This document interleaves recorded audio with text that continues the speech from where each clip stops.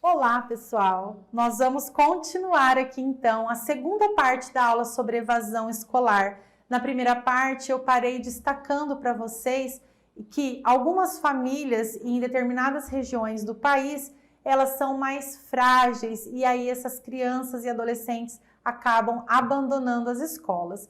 Continuando esse tema então, a gente sabe que esses fatores socioeconômicos influenciam diretamente na manutenção das crianças e adolescentes nas escolas. No entanto, eu tenho aqui que reforçar para vocês que depois que eu consigo colocar essas crianças e adolescentes numa sala, mesmo crianças mais pobres estudando com crianças mais ricas, quando eu abro para elas para os debates, eu dou, enquanto professor, conteúdo ali para fundamentar os seus conhecimentos, essas crianças acabam ali se misturando que você já não percebe mais diferença entre pobre e rico, porque o professor deu fundamentação e elas conseguem, elas têm condições de debater, de refletir a respeito dos conhecimentos. Logo, é muito importante mesmo que essas crianças estejam, e adolescentes também, no ambiente escolar, porque não é o fato de ser mais pobre ou mais rico que vai determinar aí a sua construção do conhecimento. Vamos comigo para o conteúdo então. Há índices que apontam que raramente o aluno sai da escola para trabalhar. Ele trabalha porque saiu da escola, porque ela não era encantadora. Aqui fundamenta então o desinteresse, já que ele é o maior motivador para as crianças abandonarem a escola. Há necessidade de políticas sociais, como eu disse para vocês já, para possibilitar que os alunos se mantenham na escola, ainda que em condições de pobreza, em situações de violência doméstica ou em situações de vulnerabilidade no geral, tá, pessoal? É muito importante que a escola encante o aluno para que ele permaneça. Essa escola deve se preocupar com o que o aluno traz de experiência, cuidar dos déficits dos alunos e não deixar eles aumentarem, além de dar oportunidades de escolhas e flexibilizar. Quando eu falo em flexibilizar, não é que o professor tem que trazer o aluno para a sala a todo custo e vamos só fazer brincadeiras, só aulas ali dinâmicas e que perquem conteúdo. De maneira alguma. Aqui é teoria e prática, é colocar um conteúdo teórico robusto, mas que dê a possibilidade desses alunos participarem mais, que as aulas sejam mais dinâmicas para que eles se interessem mais e fiquem na escola, para que não ocorra a evasão escolar. Para uma escola conseguir o desenvolvimento pleno do aluno, ela precisa de 5 condições básicas. Pessoal, a nossa Constituição traz que a educação, ela é responsável em desenvolver plenamente o indivíduo. Então, pelos nossos materiais aí educacionais, a gente tem um rol de práticas para que essa escola consiga manter esses alunos. Acompanhe aqui comigo. Acolhimento, acolher o jovem, olhar para cada jovem em sua individualidade, o protagonismo juvenil, dar voz ao jovem, acreditar no potencial de cada aluno, acreditar em todos. A escola é um lugar que existem combinados, ou seja, não é uma bagunça, mas também não é um conjunto de regras impostas.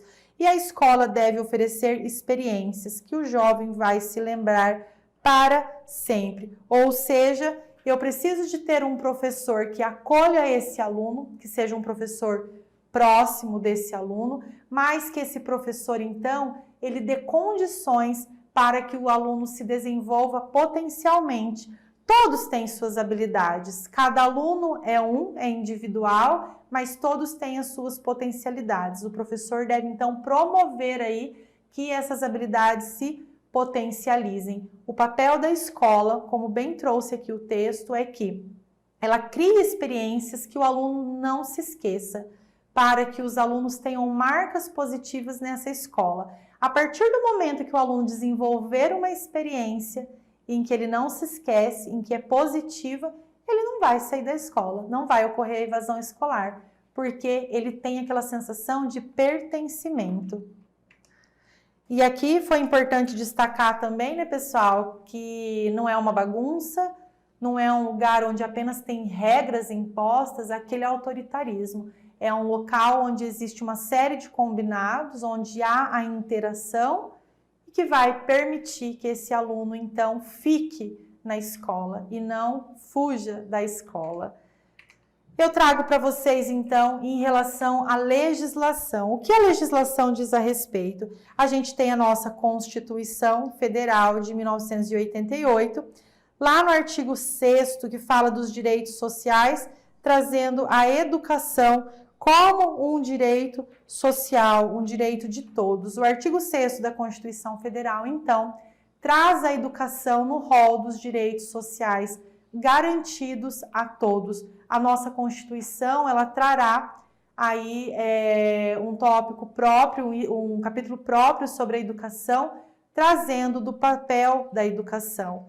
Vejam aqui comigo na sequência, da educação, no artigo 206, o ensino será ministrado com base nos seguintes princípios: igualdade de condições para o acesso e permanência na escola. Ou seja, a nossa Constituição Federal garante a todos, na idade entre 4 e 17 anos, esse direito à permanência, uma igualdade na escola, mas também permanência na escola para que se garanta a educação. Aí nós temos na sequência o Estatuto da Criança e do Adolescente, o ECA, que é a Lei 8.069 de 90, no seu artigo 56. Os dirigentes de estabelecimentos de ensino fundamental comunicarão ao Conselho Tutelar os casos de reiteração de faltas injustificadas e de evasão escolar, esgotados os recursos escolares e os elevados níveis de repetência. Vejam comigo então, a nossa Constituição Federal, que é a nossa Carta Magna, deixa muito claro da necessidade da educação para o desenvolvimento pleno do indivíduo e que a Constituição Federal vai garantir a permanência dessas crianças e desses jovens no ambiente escolar, considerando que a educação é um dos direitos sociais garantidos pela nossa Constituição Federal de 1988. Em 1990, nós temos o ECA, o Estatuto da Criança e do Adolescente, que vai trazer o seguinte: a escola, mediante reiteradas faltas do aluno ou do abandono, da evasão escolar, a escola vai buscar meios de trazer esse aluno de volta, de descobrir o porquê dessas faltas, né, da justificativa dessas faltas. A escola não conseguiu, ela vai comunicar, por isso que o texto da lei traz: esgotados os recursos escolares, a escola vai comunicar o Conselho Tutelar dessas reiteradas faltas sem justificativas, né? Porque se as faltas são justificadas, a escola já tem conhecimento então da razão. Mas se não tem justificativa, o conselho vai comunicar o Conselho Tutelar das reiteradas faltas ou da evasão escolar ou também da reiterada repetência. O Conselho Tutelar vai averiguar a razão, né? Vai entrar em contato com a família e aí, então, se não houver a reversão desse quadro, o Conselho Tutelar tomará procedimentos cabíveis em relação ao Ministério Público, que irá apurar a responsabilidade dos pais em relação aí a essas reiteradas faltas e a evasão escolar. Por que dos pais? Porque os pais detêm o pátrio poder familiar, eles são responsáveis pelos seus filhos, pelas crianças e adolescentes que estão aí sob o seu pátrio poder. Eles devem conduzir e estimular essas crianças e adolescentes às escolas. E aí o Ministério Público, então, tomará os procedimentos cabíveis para apurar essas responsabilidades ditadas aqui pelo Estatuto da Criança e do Adolescente. Nós teremos, em 1993, a LDB, a Lei 9394, de 1996, a Lei de Diretrizes e Bases da Educação, que lá no artigo 12 traz o seguinte: os estabelecimentos de ensino, respeitadas as normas comuns e as do seu sistema de ensino terão a incumbência de. Tivemos uma alteração aqui em 2019, alterando aqui para 30%. 8. Notificar ao Conselho Tutelar do município a relação dos alunos que apresentem quantidade de faltas acima de 30% do percentual permitido em lei. Ou seja, quando é verificada essas reiteradas faltas, aqui no texto legal da LDB traz que essas faltas acima de 30%, a escola, então, deve verificar com a família o porquê dessas faltas, ela não conseguindo trazer esses alunos de volta. Então, vai haver a comunicação ao Conselho Tutelar, que vai averiguar aí e, se for necessário, levar até o Ministério Público. Vejam, então, que é muito importante a gente guardar esse trecho e guardar aqui também, né, que no inciso traz faltas acima de 30% do percentual permitido em lei. A lei reforça o que a gente já tem lá no Estatuto da Criança e do Adolescente. Então, guardem esse quantitativo. Quando superar 30% do permitido em lei, qual que é o permitido em lei? A gente não tem aquela quantidade de faltas, aquele quantitativo de 25% de faltas.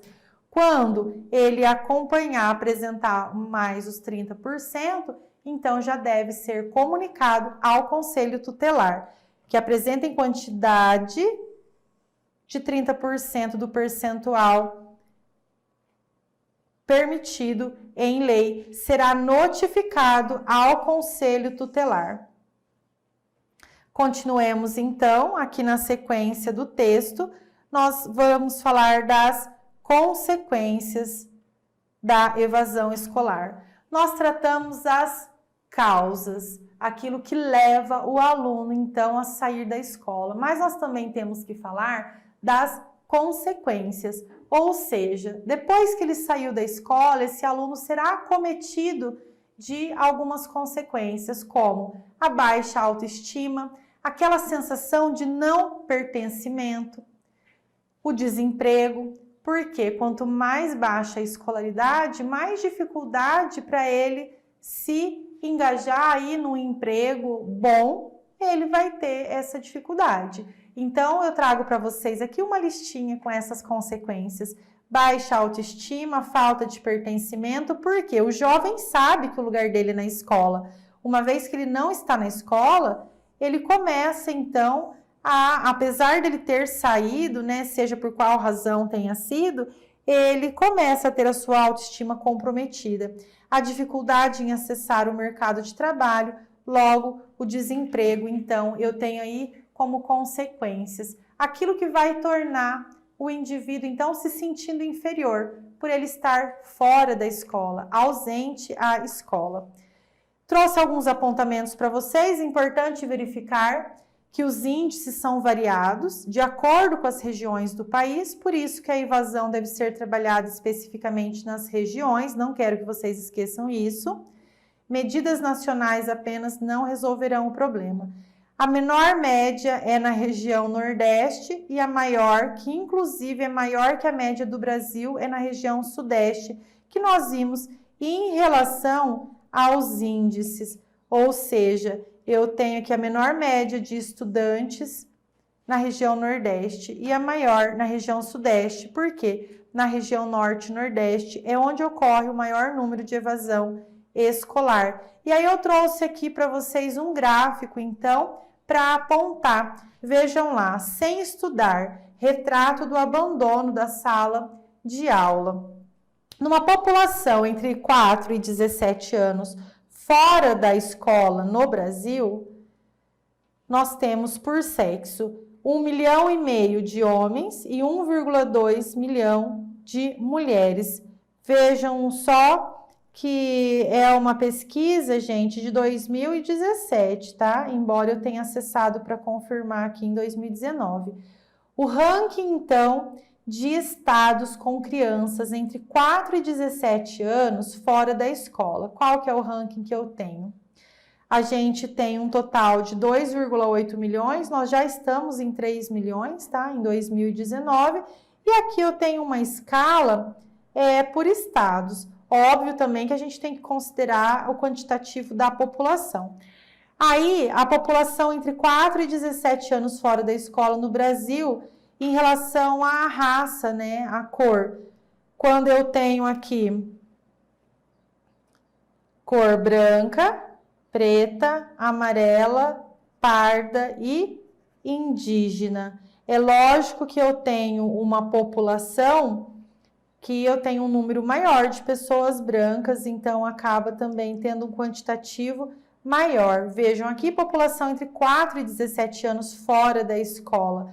É um número alto, mas que a gente também consegue visualizar aqui, então, em relação à cor. Como eu falei para vocês, a evasão escolar, ela acaba tendo cor, tendo raça, e a gente tem só que colocar nesses gráficos dentro das proporções, né? Um estado onde eu tenho uma população muito maior que outro, e acaba também refletindo. Eu quero que vocês gravem, então, que a evasão escolar, ela depende de várias causas. Essas causas variam de acordo com a faixa etária, de acordo com o nível, né, em que a criança está matriculada, que não é o simples abandono e que as consequências dessa evasão escolar não refletem apenas na vida daquele indivíduo que parou de estudar, mas também em toda a sociedade. O indivíduo, ele é acometido pelas suas razões subjetivas, ele acaba tendo consequências na sua autoestima, na sua empregabilidade. Mas na sociedade também reflete de forma muito negativa, porque quanto menos pessoas escolarizadas, menos indivíduos pensantes que serão atuantes na sociedade eu terei. Para fixar, então, esses conteúdos, nós vamos para as nossas questões. Tenho aqui a primeira questão. Os problemas de evasão e de repetência estão presentes em nossas escolas há muito tempo. Estudos sobre a evasão mostram que esse fenômeno aparece estreitamente articulado com a repetência. Como articular a função social da escola com as especificidades e as demandas da comunidade? Em seguida, estão listadas algumas ações que a escola deve fazer para ajudar a combater a evasão e repetência. São elas, exceto, então eu vou escolher aquela que não corresponde a medidas para combater a evasão. A. Desenvolver mecanismos de transferência dos alunos faltosos e indisciplinados. Isso aqui resolve a evasão, gente? Identificar os alunos com dificuldades de aprendizagem, procurando criar mecanismos internos de acompanhamento. Ótima medida. Manter contato com as famílias, sempre que forem registradas faltas frequentes de alunos. Ótimo. E analisar os dados de aprovação e reprovação da própria escola, uma boa medida também. Logo, a questão que não corresponde é a A. Não adianta eu só transferir os alunos faltosos e indisciplinados da minha escola, eles vão para outra escola e vão acabar evadindo também. 2. Aqui é para vocês completarem. A evasão e o abandono representam um processo muito complexo, dinâmico e de saída do estudante do espaço da vida escolar. Fatores intrínsecos e extrínsecos à escola, como drogas sucessivas, prostituição, falta de incentivo da família e da escola, necessidade de trabalhar, excesso de conteúdos escolares, alcoolismo, vandalismo, falta de formação e preparo para o mundo do trabalho influenciam diretamente nas atitudes dos alunos que se afastam da escola. A evasão e a repetência estão longe de ser problemas relacionados às características individuais dos alunos e de suas famílias.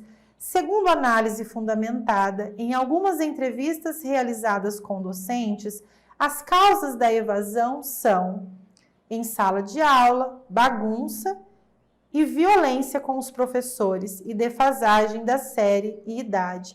Vocês vão, para mim, escolher dentre essas alternativas aqui as palavrinhas que melhor preenchem os espaços lacunosos lá na questão.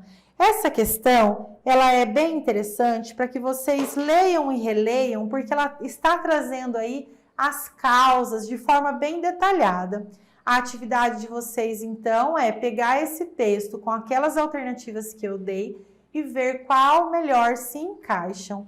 Aqui, então, eu tenho as palavrinhas, vejam lá. A primeira aqui, cumulativo, proporcional e relacional. Eu posso, então, ir por exclusão. Vejam comigo, que eu vou voltar aqui na questão. A evasão e o abandono representam um processo muito complexo, dinâmico e cumulativo, proporcional, relacional. Pessoal, aqui é cumulativo, né? Não tem nada a ver com relacional e nem com proporcional. O que então eu posso já fazer? Quais as alternativas que tem o cumulativo? A A e a D. A segunda palavrinha, então, reprovações e carências. Cumulativo de saída do estudante do espaço da vida escolar, fatores intrínsecos e extrínsecos à escola, como drogas, sucessivas reprovações,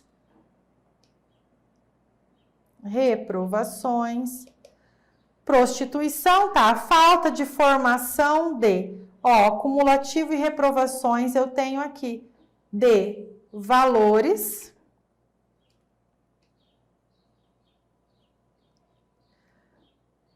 são brigas em sala de aula, bagunça,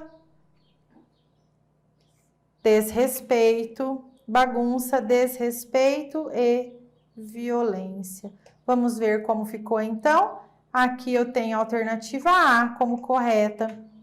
A evasão e o abandono representam um processo muito complexo, dinâmico e cumulativo de saída do estudante do espaço da vida escolar. Fatores intrínsecos e extrínsecos à escola, como drogas, sucessivas reprovações, prostituição, falta de incentivo da família e da escola, necessidade de trabalhar, excesso de conteúdos escolares, alcoolismo, vandalismo, falta de formação de valores e preparo para o mundo do trabalho influenciam diretamente nas atitudes dos alunos que se afastam da escola. A evasão e a repetência estão longe de ser problemas relacionados às características individuais dos alunos e de suas famílias. Segundo análise fundamentada, em algumas entrevistas realizadas com docentes, as causas da evasão são brigas em sala de aula, bagunça, desrespeito e violência com os professores e defasagem de série e de idade. A minha alternativa correta, então, é a alternativa A. Questão número 3. A respeito da evasão, repetência e do fracasso escolar, assinale a opção correta. A. O fracasso e a evasão escolar são consequências normais e inevitáveis? Normais, gente. Uma vez que os estudantes de nível socioeconômico mais desfavorecido não têm acesso a bens culturais e sociais, ela está errada, né? O desenvolvimento intelectual inferior e o fracasso escolar estão associados somente, cuidado com essas palavras muito absolutas, a privação de estímulos durante a infância? Não. O fracasso escolar está relacionado a um sistema de avaliação educacional que privilegia os valores das classes dominantes, tomando-os como parâmetros? Pode ser. D. O fracasso escolar tem origem apenas nas carências culturais? Não. Os maiores índices de repetência e evasão escolar estão entre os alunos de nível socioeconômico mais baixo, o que evidencia os déficits mentais e a necessidade de maior envolvimento? Eu vou até voltar aqui, pessoal. O fato de deixar a escola, a evasão escolar, ela não se dá no meio mais pobre porque as pessoas mais pobres têm déficits mentais, têm mais dificuldades. Não é isso. A evasão escolar se dá nos meios mais pobres e mais vulneráveis por conta das condições que aquelas crianças e adolescentes têm. Tanto que lá no meio da segunda parte da aula ainda eu falei, quando você coloca crianças pobres e ricas num ambiente escolar com as mesmas condições de aprendizagem, chega num ponto que você nem sabe ali quem é pobre e quem é rico, porque elas se desenvolvem igualmente. Não significa que o pobre tem déficit e o rico não. Então, a gente não pode condicionar essas questões. Então, aqui eu não considero essa E de maneira alguma. Para mim, a alternativa correta é a alternativa C. O fracasso escolar está relacionado a um sistema de avaliação educacional que privilegia os valores das classes dominantes, tomando-os como